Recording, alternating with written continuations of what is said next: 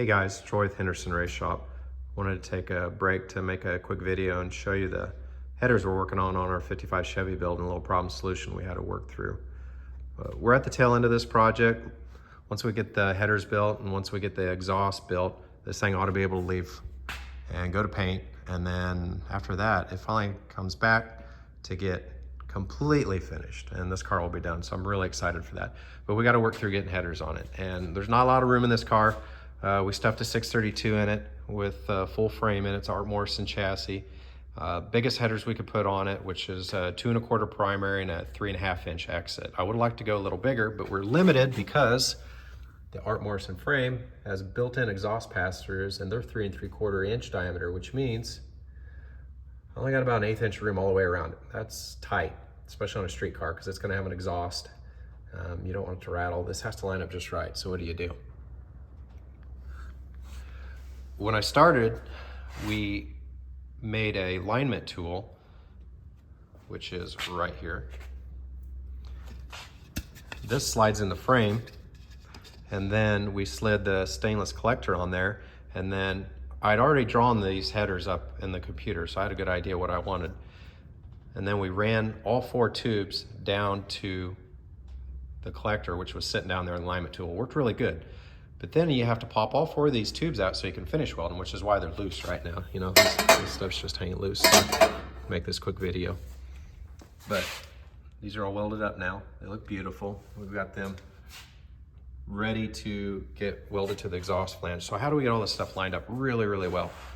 Form collector's not gonna do it. So then I went and drew this up.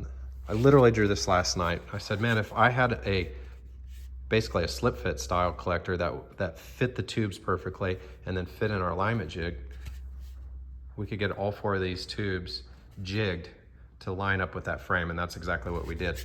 So this guy goes on there, slip fits on, that slip fits in the frame, and then all 4 tubes slip fit in there. It holds it all just right.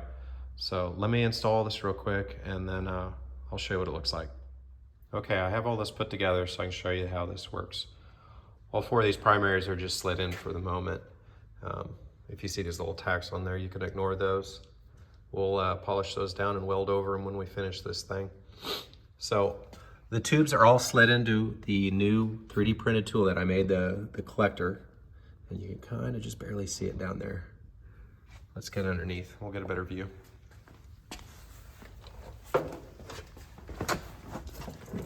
Okay, so we've got the original plug right here, and we used that when we first built the header, and that held the formed collector in place. And I got all 4 of the tubes positioned well enough that we could get them designed, get them welded, and then pop them apart, finish welding the tubes. Well, now that we're putting it together and finalizing it, a formed collector doesn't have good enough tolerance to hold it where I wanted it. So that's why I made this 3D printed slip fit collector to accurately line the tubes up. So as you can tell, now they're not going to move around anymore. We got them exactly where we want them.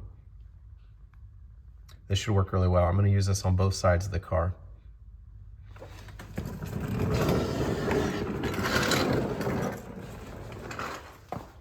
Anyway, I want to show what's possible nowadays. The technology is so accessible. It's really great. I literally drew that up last night because I was thinking about it.